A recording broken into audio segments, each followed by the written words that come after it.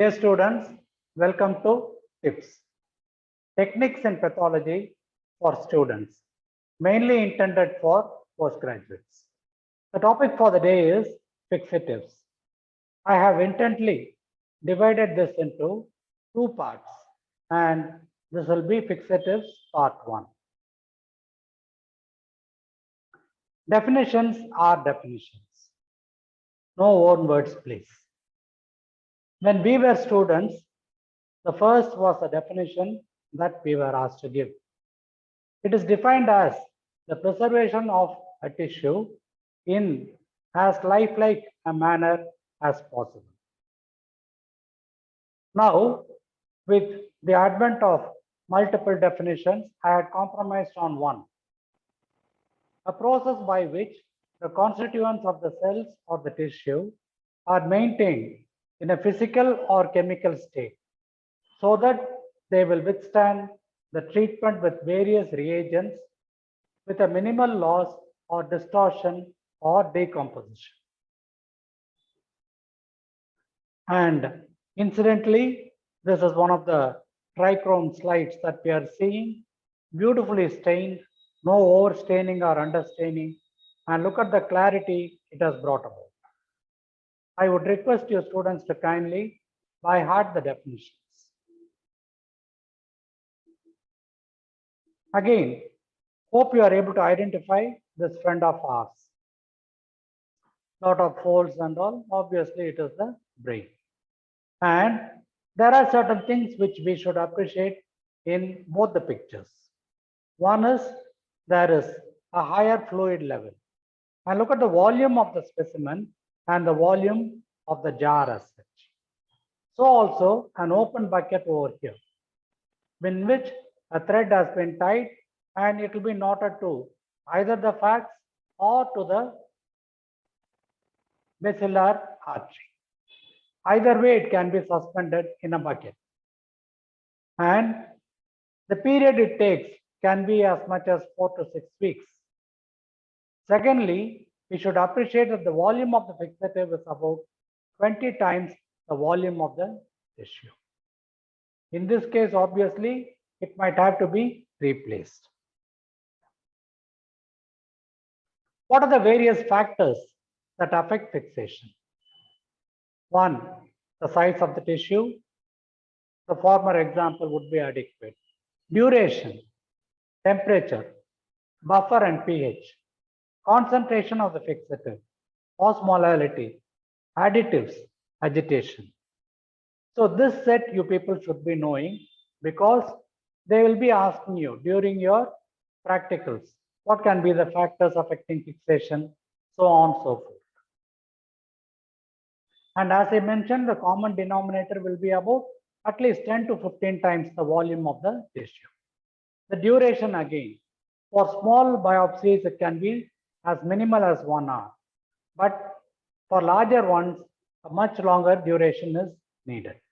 Temperature. The room temperature is the prescribed temperature. Whereas for electron microscopy, it will be 0 to 4 degrees.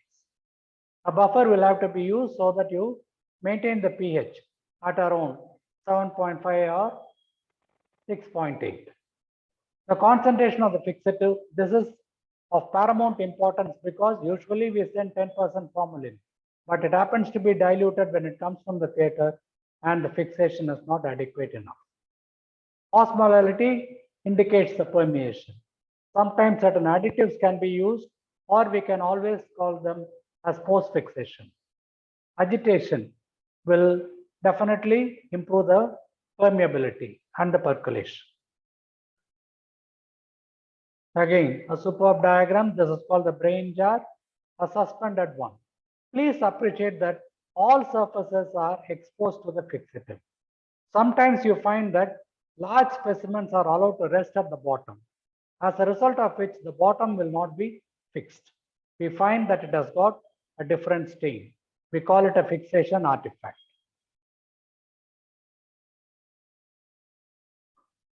And coming to the factors as such, so pH can be somewhere between 4 to 9, 6.8 is adequate. In electron microscopy, 7 to 7.2.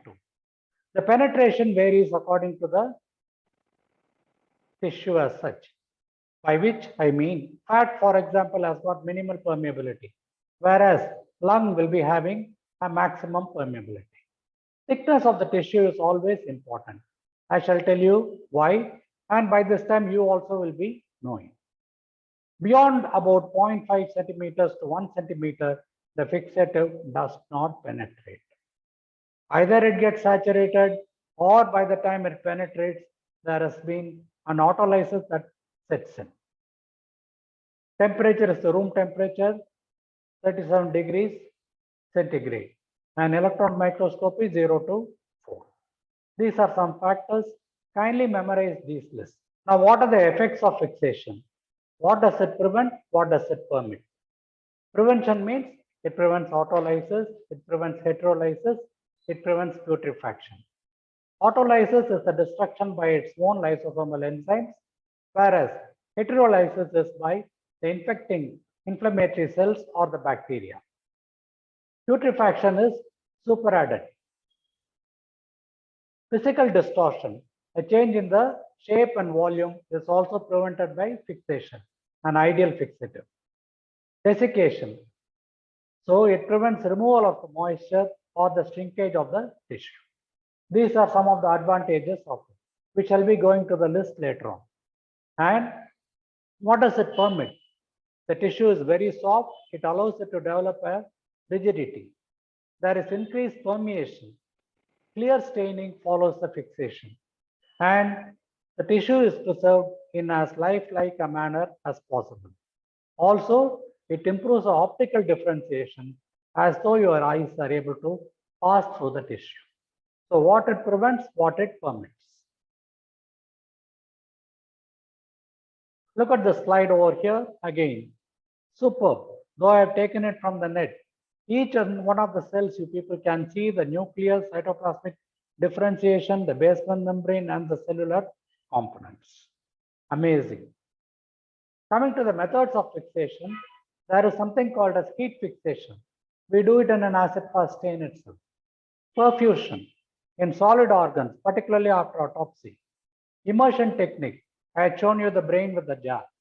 Vaporization and phase partition method, by which you find that through a process of osmosis or osmolality, it permeates into the tissue.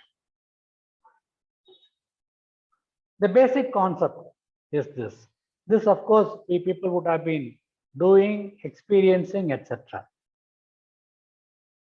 Whenever there is a tissue, this is a mastectomy specimen, and you find that it has been cut into slices, not exceeding about 1 centimeter. And in between, usually we soak cotton with formalin and then insert. But in this case, it happens to be a filter, so that you find that the fixative is absorbed and it permeates from both sides. Hence, even though the thickness of the tissue is 1 centimeter, the fixative has to pass through a depth of only 0.5 centimeter. The other 0.5 centimeters is covered from the other side. By this way, you find that the tissue will be preserved, and later on there will be no ambiguity. Multiple methods of slicing and giving the bits shall be done later on. But ultimately, you find that there is a beautiful slice of tissue along with the tumor, the resected ends, as well as the nipple and areola are all well displayed. We shall go to the grossing of specimens at a later date. Here, the concept of this slices of bread will have to be impressed upon you. Nature of the tissue.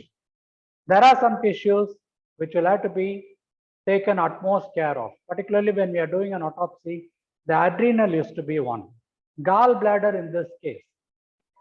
Having seen the earlier specimen or slide, I hope you people will be able to appreciate the misery in this.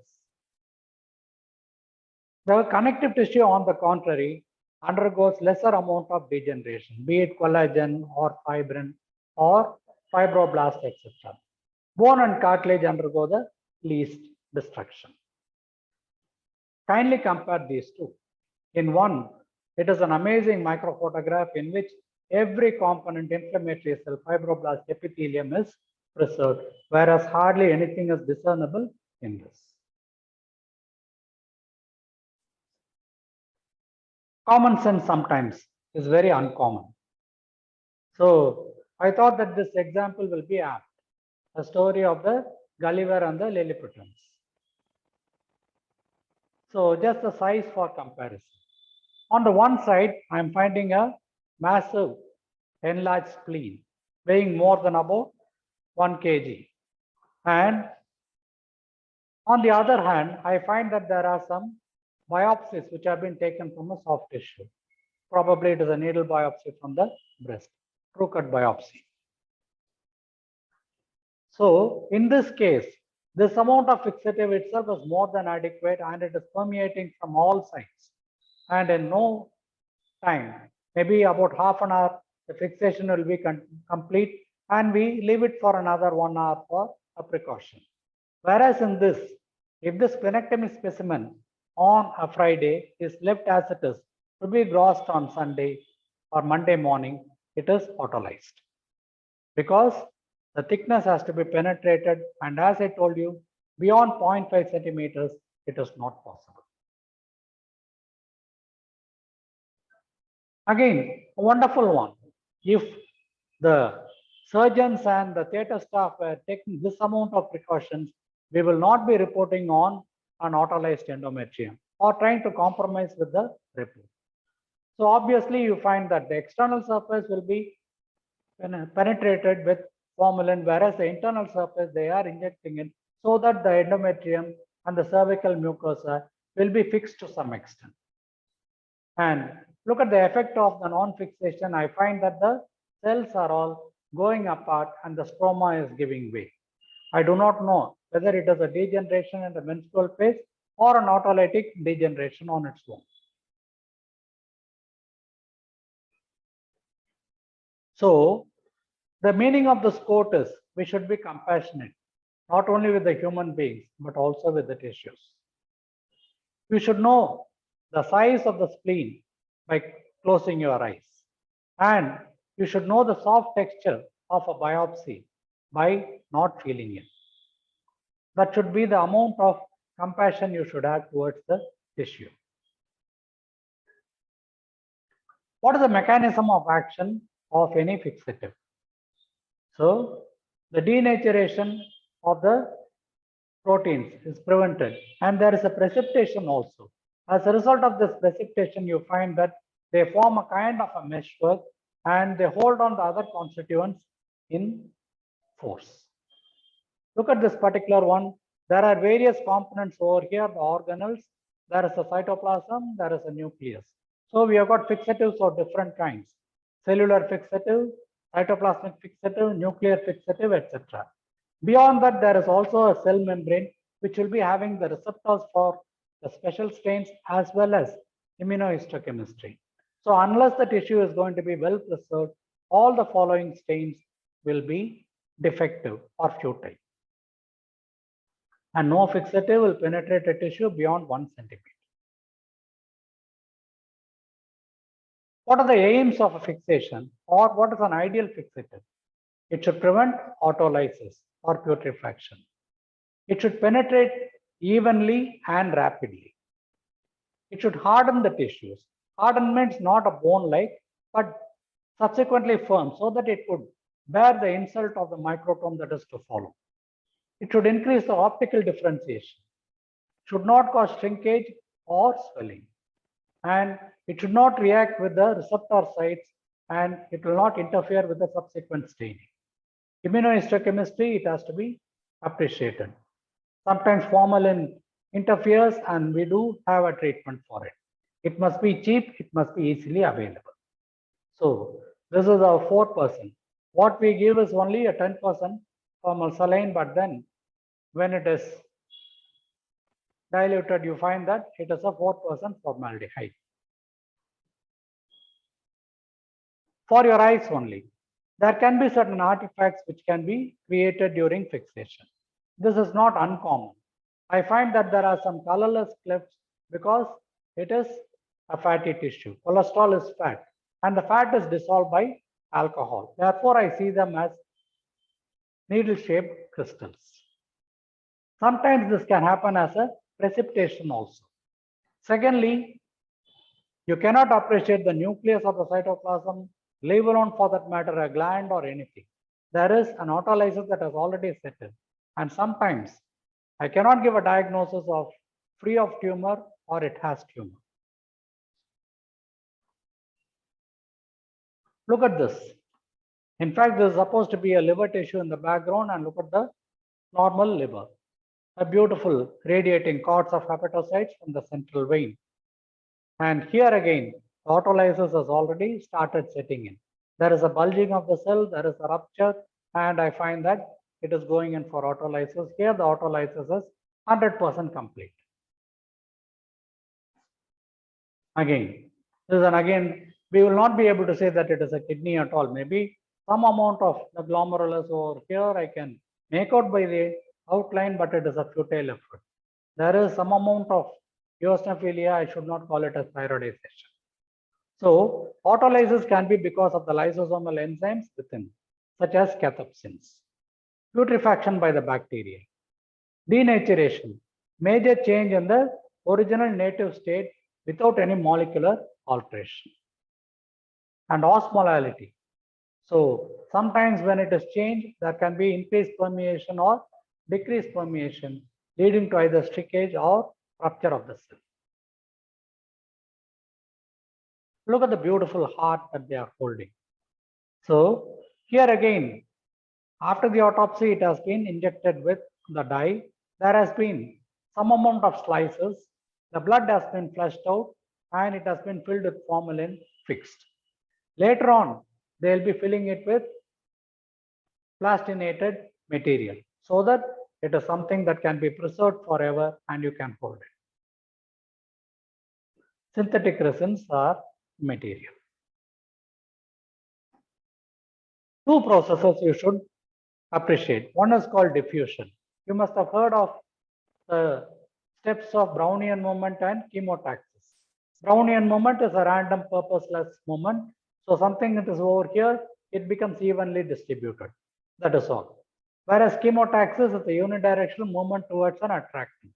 Osmosis is also somewhat parallel. So there is an increased concentration over here.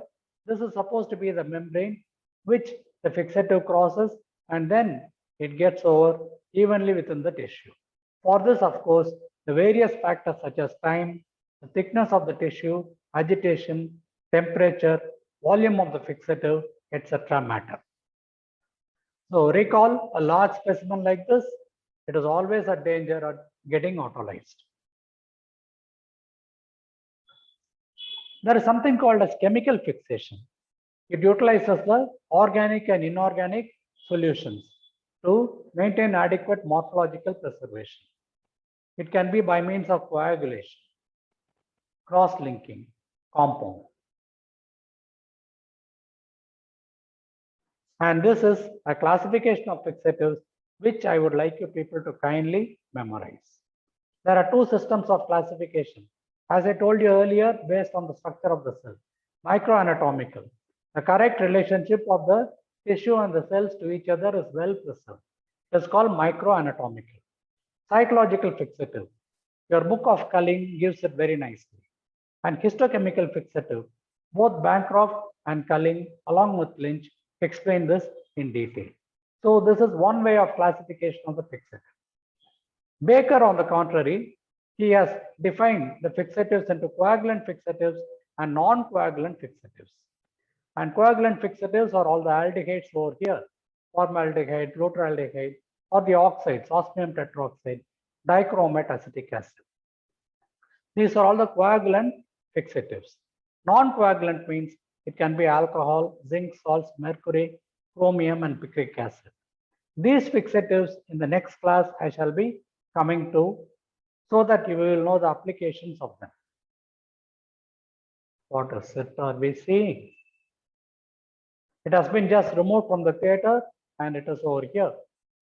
Imagine what will happen if the surgery was done on Friday and the theater staff has not sent it to us by Friday itself, left for Saturday and Sunday, and Monday it comes to us in a bucket. Obviously, total autolysis. Anyway, by the way, what specimen is it? It is supposed to be a collapsed but newly operated surgical specimen of the kidney, which has got a hydronephrosis.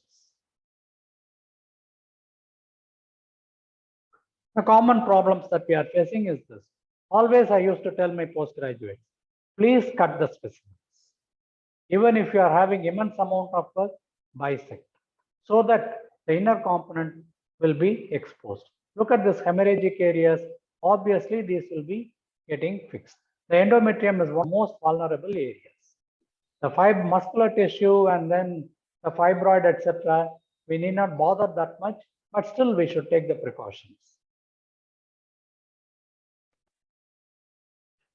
Self-preservation is the first law of nature. So try to preserve your tissues, preserve yourself, preserve your conduct, preserve your identity. A lot of moral sciences. Samuel Butler, hats off. There are a couple of specimens on the screen. I would like you to appreciate the difference. So this is a solid tissue or organ.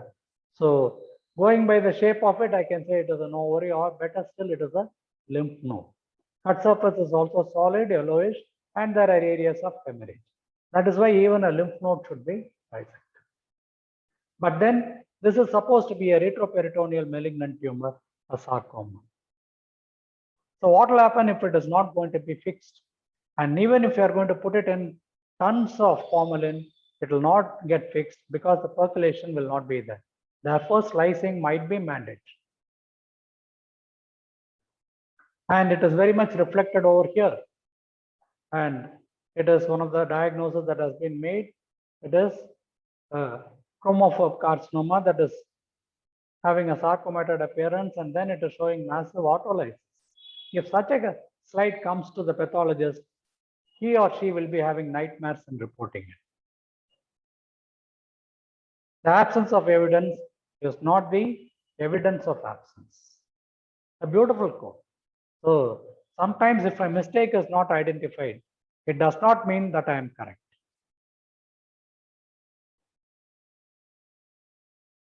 And dear students, thank you for being the reason I smile in life. To be continued. See you in part 2.